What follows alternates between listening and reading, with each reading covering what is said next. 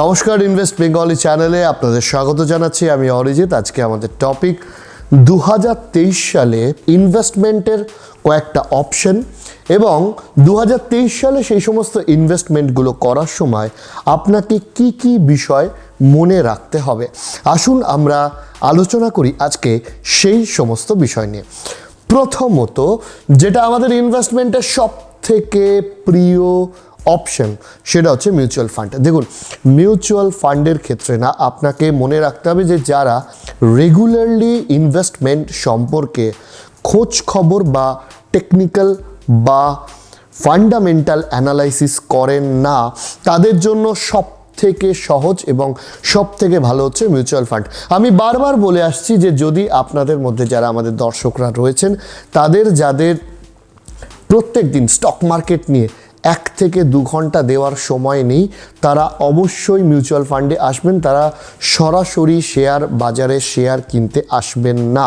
এবং 2023 সালে এই মিউচুয়াল ফান্ড কেনার সময় আপনি যেটা করবেন সেটা হচ্ছে লাম্পসাম করবেন না। অর্থাৎ আপনার কখনো মনে হলো যে শেয়ার মার্কেট নেমে গেছে বা মার্কেট ভ্যালুয়েশন নেমে গেছে, এরকম না খবর চলতে থাকে।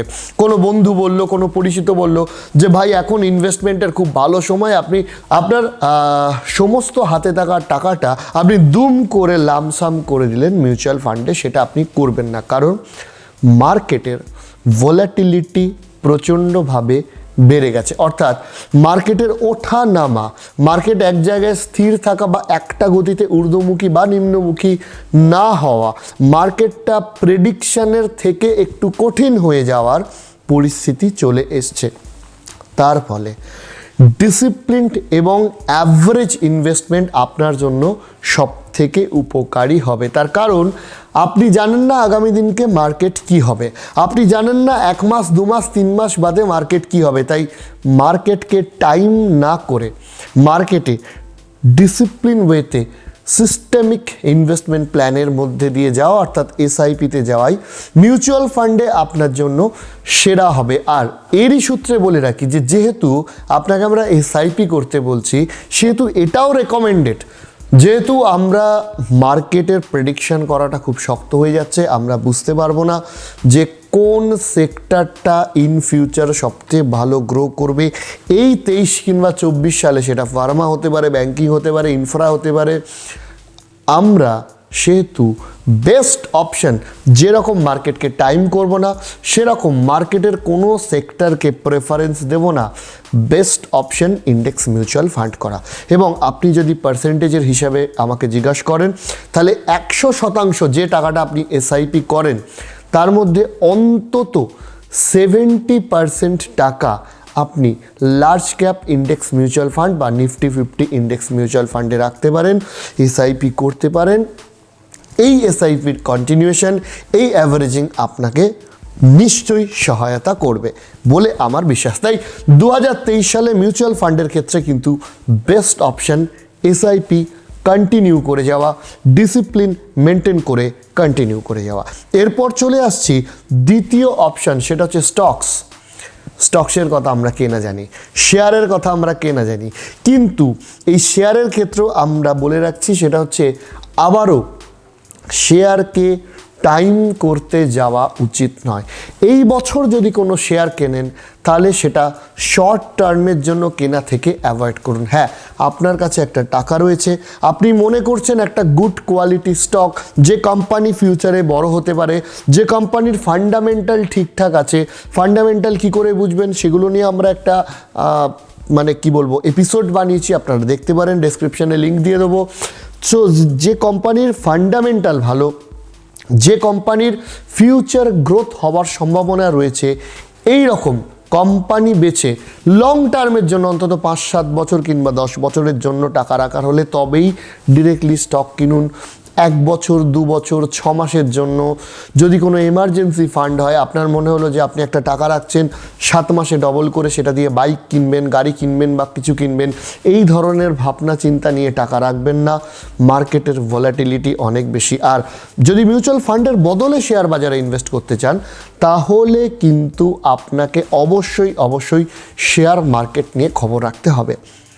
নচেত কিন্তু শেয়ার মার্কেট এতটা ভলাটাইল এবং এতটা শক্ত যে আপনি তাল মেলাতে পারবেন না। হয়তো আপনি ভুলে যাবেন আপনার কোথায় কি টাকা রয়েছে, হয়তো আপনার লসের সম্ভাবনা থাকবে।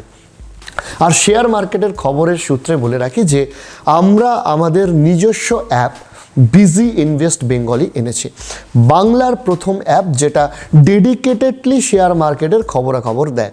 তাই আপনারা শেয়ার বাজারের খবরাখবর যদি বাংলা ভাষাতে দেখতে চান তাহলে ইনস্টল করুন আমাদের app BG invest Bengali. BG invest বেঙ্গলির গোটা বছরের সাবস্ক্রিপশন চার্জেস 999 টাকা রাখা হয়েছিল, কিন্তু আমাদের নিজস্ব অ্যাপ, তাই আমাদের নিজস্ব চ্যানেলের ভিউয়ার্সের কথা চিন্তা করে আমরা এখন অফার চালু করেছি এবং এই অফারে মাত্র 299 টাকায় একটা গোটা বছরের সাবস্ক্রিপশন আপনারা পেয়ে যাবেন। আপনারা শেয়ার বাজারের খবর দেখার জন্য নিজের ভাষায় গোটা বছরে মাত্র আপনাকে 299 টাকা খরচা করতে হবে। হয়তো একটা স্ট্যান্ডার্ড ক্যাফেটেরিয়ার 2 কাপ কফির থেকে কম পয়সায় গোটা বছর স্টক মার্কেটের খবরাখবর রাখতে পারবেন এবং যে নলেজটা বা যে খবরটা আপনাকে ফিউচারে ওয়েলথ গ্রো করতে বা ওয়েলথ ক্রিয়েট করতে কাজে দেবে। বাঙালি এন্টারপ্রেনিয়রদের সাপোর্ট করুন এবং শেয়ার মার্কেটের খবরাখবর নিয়ে আপনিও এগিয়ে যান। অ্যাপটির লিঙ্ক ডেসক্রিপশানে দেওয়া আছে। এরপর আসছি ইন্স্যুরেন্সের ইনভেস্টমেন্ট। হ্যাঁ, দেখুন, ইনভেস্টমেন্ট বললে আমরা কিন্তু সাধারণত ইন্স্যুরেন্সের কথা মাথায় আনি না, কিন্তু আপনাদের বলতে চাই যে মেডিকেল এক্সপেন্সেস অর্থাৎ চিকিৎসা ব্যবস্থার যে ইনফ্লেশন বা দাম বেড়ে যাওয়া, সেটা 14% বেশ বিগত কয়েক মাস ধরে রয়েছে, যেটা কিনা নর্মাল রিটেল মার্কেটে অর্থাৎ আমাদের নিত্য প্রয়োজনীয় দ্রব্যমূল্যর ক্ষেত্রে মাত্র 7%, মাত্র বলবো না, অ্যাকচুয়ালি 7%, এটাও অনেক, কিন্তু মেডিকেল এক্সপেন্স এটা 14%, অর্থাৎ ডবল ইনফ্লেশন বেড়েছে। সেক্ষেত্রে আপনাদের জানাতে চাই যে যদি আপনাদের মেডিক্লেম না থাকে তাহলে এই মেডিক্লেমে ইনভেস্টমেন্টটা করুন, কারণ ভারতবর্ষের মধ্যে বেশিরভাগ মানুষ মধ্যবিত্ত থেকে গরিব হয়ে যায় মেডিকেল এক্সপেন্সেস করতে গিয়ে। তাই মেডিক্লেম খুব ইম্পর্টেন্ট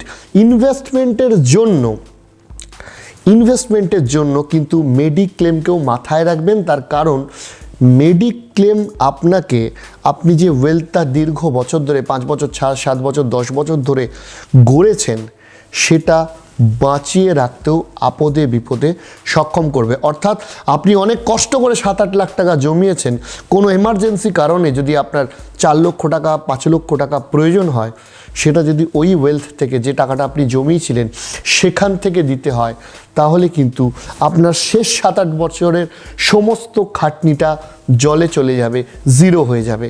তাই মেডিক্লেম রাখুন, মেডিকেল ইন্স্যুরেন্সে ইনভেস্ট করুন। এরপর আসছি গোল্ড ইনভেস্টমেন্টে।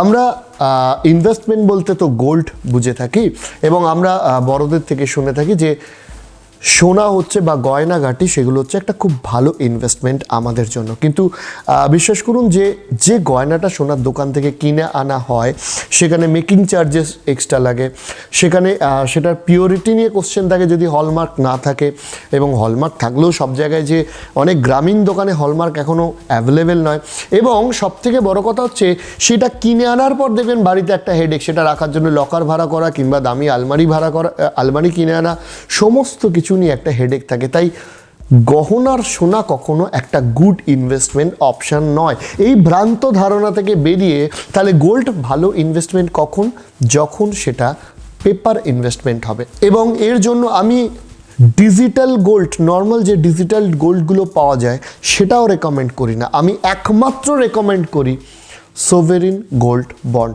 আরবিআই থেকে এই সোভেরিন গোল্ড বন্ড ইস্যু করা হয়, এবং সব থেকে বড় বিষয় যে আপনার বাড়িতে যখন কোনো গয়না থাকে শুধুমাত্র সেই গয়নার ভ্যালুয়েশন যেটা বাড়ে আপনি সেইটাতেই টাকাটা লাভ করেন। কিন্তু সভরেন গোল্ড বন্ডে গভর্নমেন্ট আপনাকে 2.5% করে 2.5% করে ইন্টারেস্টও পে করবে। তাই সোনার ইনভেস্টমেন্ট যদি হয় 2023 সালে, একদম মাথায় লিখে দিন, শুধু এটা 2023 নয়, 24, 25, 26, 27 অবধিও হয়তো ভ্যালিড থাকবে, যে গোল্ডের ইনভেস্টমেন্ট মানে এই মুহূর্তে ভারতবর্ষের বুকে best investment sovereign gold bond, যেটা আপনি বছরে 4বার করে সম্ভবত আরবিআই নোটিশ দেয়, তখন আপনি নিতে পারবেন। এবং এই খবরটাও আমরা আমাদের যে বিজনেস বেঙ্গলি অ্যাপের কথাটা বলছিলাম, সেখানে কিন্তু আমরা টাইম টু টাইম দিয়ে দিই। এরপর রিয়েল এস্টেট। দেখুন, রিয়েল এস্টেট খুব বাজে, খুব ভালো, এই ধরনের ইনভেস্টমেন্ট আমি আজকে আলোচনা করছি না, কিন্তু ডেফিনেটলি রিয়েল এস্টেট একটা ইনভেস্টমেন্ট অপশন বটে। এবং রিয়েল এস্টেটে আপনি যদি এই বছরে ইনভেস্ট করেন, তাহলে কিন্তু ইএমআই দিয়ে ইনভেস্ট না করাই ভালো। কেন বলছি? কারণ আপনারা লক্ষ্য করবেন যে ফিক্সড ডিপোজিটগুলোর ইন্টারেস্ট রেট বাড়ছে। এই ফিক্সড ডিপোজিটগুলোর যেমন ইন্টারেস্ট রেট বাড়ছে, তেমনি হোম লোন, কার লোন, এই সমস্ত লোনগুলোরও কিন্তু ইন্টারেস্ট রেট বাড়ছে। ইন্টারেস্ট রেট বাড়ার অর্থ কি? আপনার ইএমআইয়ের বোঝা এক্সট্রা পড়ে যাওয়া। অর্থাৎ 1.5-2 বছরের আগের তুলনায় এখন বর্তমানে ইনফ্লেশন রেট বাড়ার ফলে ইন্টারেস্ট রেট যেটা আছে সেটাও কিন্তু 1.5-2% অবধি বেশি হয়েছে। তাই হোম লোনের ক্ষেত্রে 1 থেকে 1.5%, কোনো ব্যাংকের প্রায় 2% ইন্টারেস্ট এই মুহূর্তে বেশি। তাই রিয়েল এস্টেট কিনতে গিয়ে যদি ইনভেস্টমেন্ট, যদি আপনার বাড়ি, থাকার জায়গা নেই, আপনি বাড়ি কিনছেন, সেগুলো আলাদা, মাথা থেকে সেগুলো সরিয়ে দিন। কিন্তু ইনভেস্টমেন্ট স্বরূপ যদি কোনো রিয়েল এস্টেটে ইনভেস্ট করেন, সেক্ষেত্রে ক্যাশেই কিনুন, ইএমআইয়ের চক্করে যাবেন না। তার কারণ ইএমআই আপনার অনেক বেশি পড়তে চলেছে 2023 সালের ক্ষেত্রে হলে। এবং final investment corporate bond. Corporate বন্ডে অনেক ইনভেস্টর আছেন যারা ইনভেস্ট করতে ভালোবাসেন বা করেন। আমার কাছে কর্পোরেট বন্ড খুব একটা অ্যাট্রাকটিভ ইনভেস্টমেন্ট নয়, কিন্তু তথাপি আপনারা যদি কর্পোরেট বন্ডে ইনভেস্টমেন্ট করেন, তাহলে অবশ্যই যে রেটিং এজেন্সিগুলো আছে সেখান দিয়ে দেখবেন যে AAA অথবা মিনিমাম AA ক্যাটাগরির ইনভেস্টমেন্ট করতে। কারণ আগেই বললাম, মার্কেটের ভলাটিলিটি বাড়ছে, এর অর্থ হচ্ছে ফিউচারে বিজনেস কীরকম হবে কেউ জানে না। ফিউচারে বিজনেস যদি ওঠানামা করে, তাহলে অনেক কোম্পানি, যে কোম্পানির ফান্ডামেন্টাল স্ট্রেংথ কম, সেই কোম্পানি কর্পোরেট বন্ড শোধ করতে অসুবিধা হবে। তাই অবশ্যই AAA অথবা AA ক্যাটাগরির বন্ড কিনবেন, তার থেকে কম রেটিংয়ের বন্ড কিনবেন না। এই হলো 2023 সালের ইনভেস্টমেন্ট নিয়ে রেজলিউশনও বলতে পারেন, বা মনে রাখার মতো কিছু কথা বলতে পারেন, যেগুলো মাথায় রেখে তবেই আপনাদেরকে ইনভেস্ট করতে হবে। আজকের এপিসোড শেষ করব, তবে শেষ করার আগে জানিয়ে রাখি যে আমার একটা গানের চ্যানেল রয়েছে, যে গানের চ্যানেলের নাম অরিজিৎ চক্রবর্তী। আমার নামেই চ্যানেলটি রয়েছে। আপনারা যদি বাংলা গান শুনতে ভালোবাসেন, তাহলে সেখানে গিয়ে একটু সাবস্ক্রাইব বা গান শুনে আসতে পারেন। আপনারা আমার গান শুনলে আমি সত্যিই খুব খুশি হব। আজকের জন্য এপিসোড এখানেই শেষ করছি। নমস্কার। পরবর্তী এপিসোডে আপনাদের সাথে আবার দেখা হচ্ছে।